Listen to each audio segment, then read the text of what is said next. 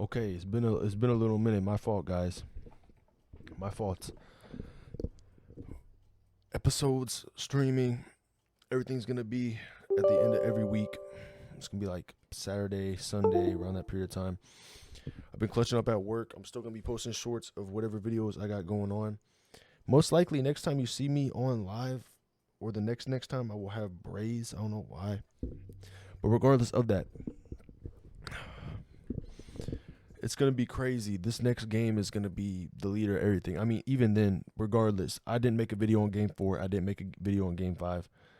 I personally knew that game four was a fucking moment of like what happens, and Indiana could have won that. And I mean, regardless, there's a lot of situations where OKC could have won game one. You know, like there's situations where it's like it is what it is. Like game five though was the dagger, bro. Like I'm not gonna lie, bro. When you win game five after a 2-2 series, that's usually when it's almost over. Like it's like I know a lot of teams have been up 3-2 and they've lost and came back. And there's been situations with 3-1. It's rare. It's only happened one time, but 3-2 is like still it's a very big chance that Pacers are gonna lose this. And like regardless of that, though, I'm not gonna be mad. It is what it is. For them to even make it this far is honestly a flex. Like it's crazy that they made it this far to the finals and are facing one of the best teams to come out of the league record wise since they're a top three like ever since Jordan was around. A 68 win team. That's only happened so many times. They're a top five team of all time, top six team of all time, record wise. So like, of course, they're not the Warriors in, 2017, 2018, 2016, whatever. But OKC is definitely one of those teams that is going to be remembered. If they go into a dynasty run, that was one of my fears about this situation was that the Pacers have to win this year for them to basically capitalize on the fact that, I mean, OKC's new. They're not in this yet. So Pacers could take advantage of that, win the series, win their first finals of all time. And next year, OKC is going to drag it and win. Because I believe this, right? In the next 5 years, the Pacers, I don't know. I don't want to sit here and be like, I don't think they're going to win another chip in 5 years or a chip in 5 years. They haven't won a chip in, 50 years, 60 years? But it's the idea that OKC looks built for 5 years. Like, they don't trade anybody. They keep their picks, which they have a lot of. They're going to be a dynasty team. They're going to be a threat. I said the same thing about Celtics last year.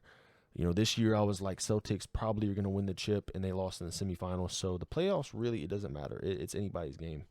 But I look at OKC, and I'm like, this team is definitely the making of a fucking, a dynasty. Celtics still have their place into this. I don't think Celtics are out. Celtics had 64 wins last year. They have 61 wins this year. They weren't supposed to get taken out in the semifinals. I honestly thought it would have been Celtics versus OKC. I didn't think it would have been Knicks versus OKC. I'm not going to lie. No hate the New York Knicks. I did not think the Knicks were going to make it to the finals. They were not going to. I could look at the series of different seasons and be like, okay, Pacers lost. Pacers 1-7 against Knicks. Pacers have historically beaten the Knicks in the playoffs. That has nothing to do with this new team, but the hype behind the Pacers in the East is way higher than the Knicks. Of course, the Knicks they're in fucking New York City, so of course they're the bigger city, but I just don't see them being a threat in the East as much as, all the other teams that are coming out. I generally don't think, I have to look at this now, and I don't want to say Pacers are the next Heat. I think the Pacers do have a higher chance of winning than Heat did back when Heat was going crazy in 2020 and then, 2022? I think the Heat, they made their finals appearance twice. They lost. But the way the Heat lost was like they shouldn't have been there. And that's honestly, I think that's the big thing you could take about this right now is that every team that has been to the finals in the past couple of years, it looked like one of them was not supposed to be there. Dallas Mavericks last year didn't look like they were supposed to be there. Heat the year before didn't look like they're supposed to be there. And that's the thing, it goes way more than just the fact they don't look like they were supposed to be there. They don't play like they're supposed to be there. They lost in 5. Heat lost in 4, 5. Heat lost in 4 something to Lakers.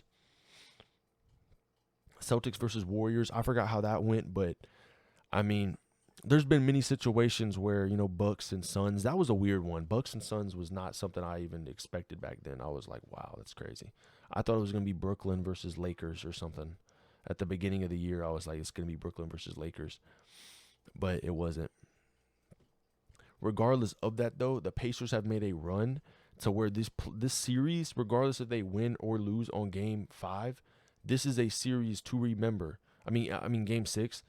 This is a series to remember, bro. Like, this is not, like, they're not going to just lose in some 4 sweep, 5 sweep, lose easily like it's nothing. This is a really tight-knit team, bro. Like, this is crazy. And I actually do see the Pacers becoming a threat in the next 5 years. I don't know if they're going to win or not. Because, in my opinion, OKC is the biggest threat in the West, and they're the biggest threat overall. So they're going to have to get past OKC if they want to win a chip. And that's how it is right now. But, let's look at the East next year, right? Celtics, they're talking about blowing it up. I don't know. But whatever happens to Celtics are not going to be a top 3 team, a top 4 team in the East. The Celtics probably will make a run for the semis. I don't know, though. Orlando and Detroit are the next promising teams. Let's look at it that way. Detroit is the next promising team. I put money that Detroit will make it to the semifinals next year. I put money that Detroit will come. I don't think about Orlando as much as Detroit. I just look at Detroit as like that team that's going to come up and really prove people wrong. Like, they're going to be in the top 4 in the East. Like, they're going to be a team that's going to be like, whoa, like, what happened? I think they were, 6th seed this year, went with 6th to the Knicks. So, like, that's not bad. Going at 6 is not crazy. And they were bro, you look at these games, you watch the games, it could have gone either way. It's a 1 possession to 2 possession game all 6 games. I think only one of them wasn't a 1 or 2 possession game. And it was like 4 or 3 possession, which is still close. Regardless, the Pistons are coming up. In my opinion, I don't know what's going to happen with Cleveland. Cleveland's a whole nother threat. But the way Pacers are running things right now, I do think that Pacers could make a run for the conference finals next year again.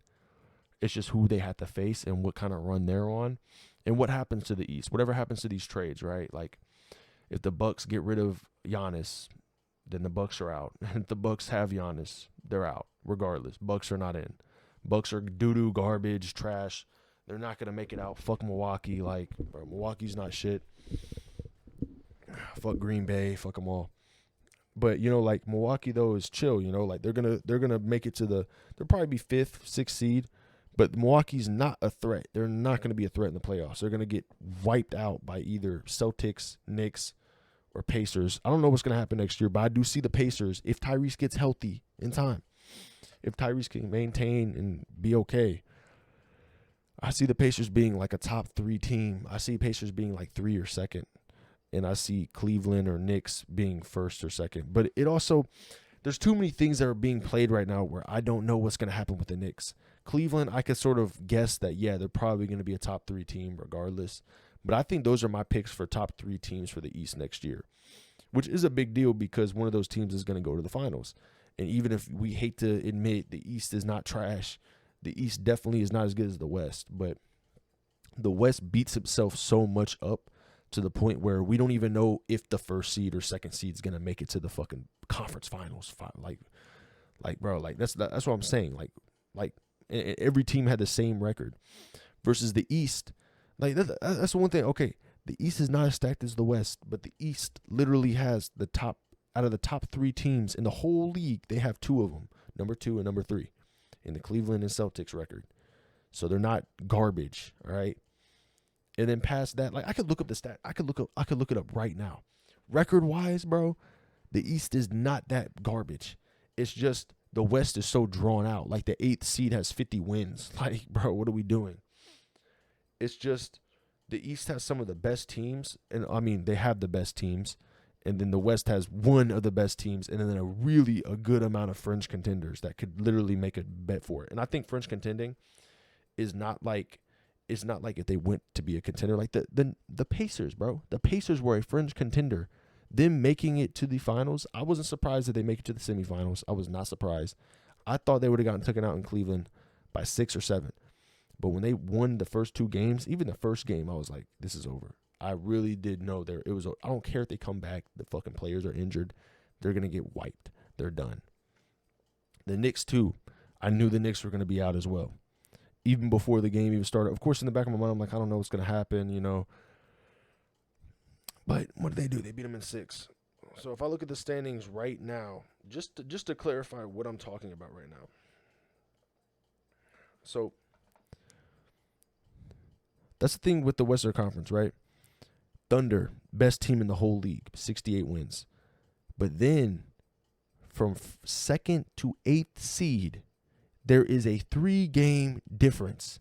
Rockets, 52 wins. Lakers, 50 wins. Nuggets, 50 wins. Clippers, 50 wins. Timberwolves, 49 wins. Warriors, 48 wins. Grizzlies, 48 wins. Like, what is that? Grizzlies were 8th seed with 48 wins. 48 wins is like a 4th or 5th seed type of team or 3rd seed type of team, depending on what the league's looking like. 48 wins is not a trash team. If you get 50-plus wins, you are a fringe contender, in my opinion. You're a fringe contender, depending on how good you do and how if you look like a paper tiger. Then the East.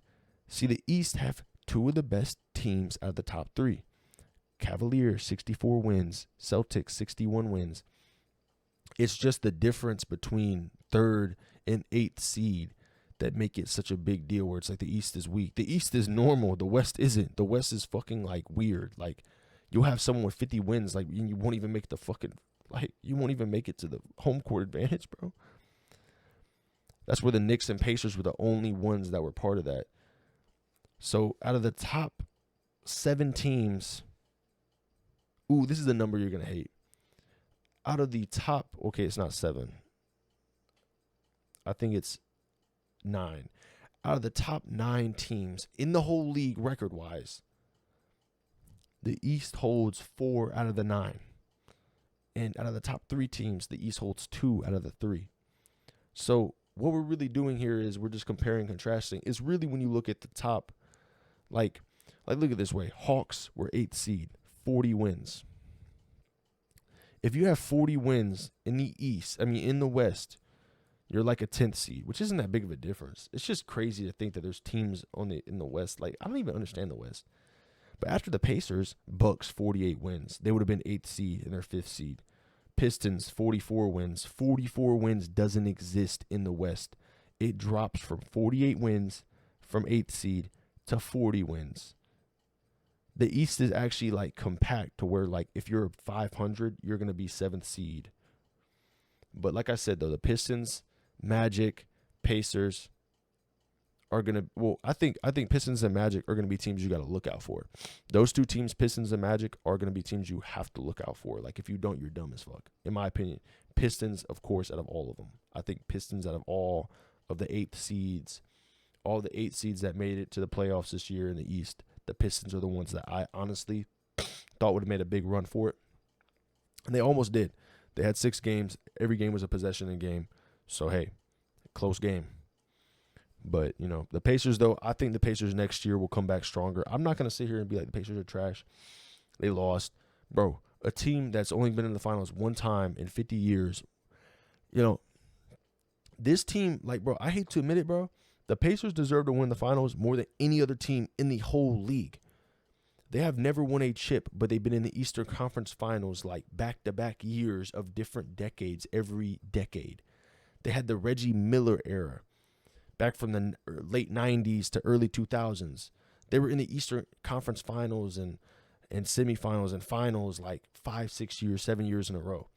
They had the Paul George era, which was like a 2-3 year period of time where they were going to the Eastern Conference Finals. That was in the early 2010s.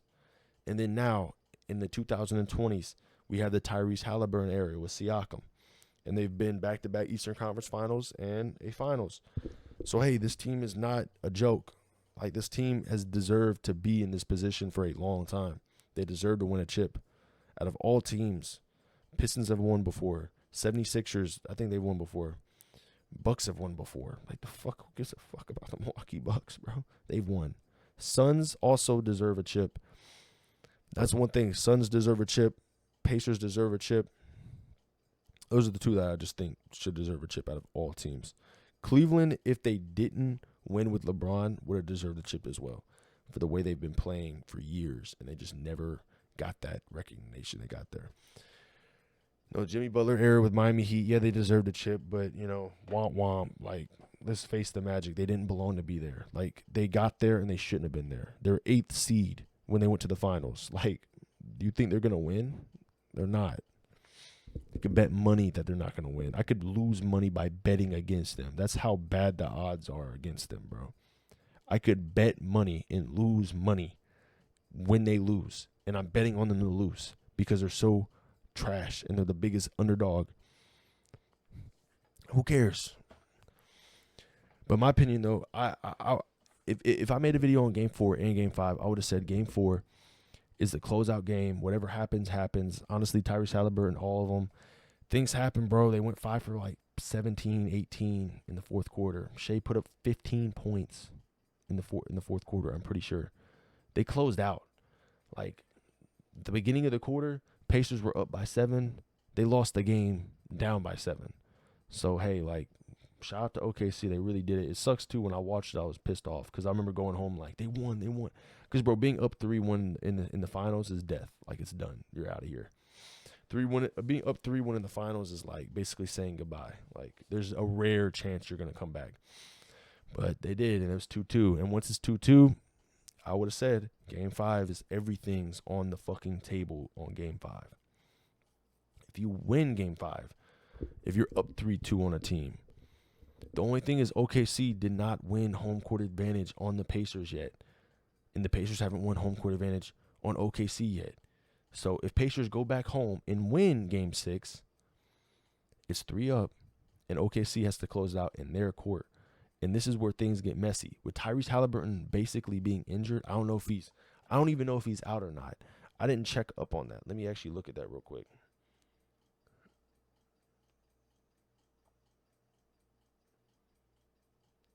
Is Tyrese Halliburton playing in Game 6 of the finals?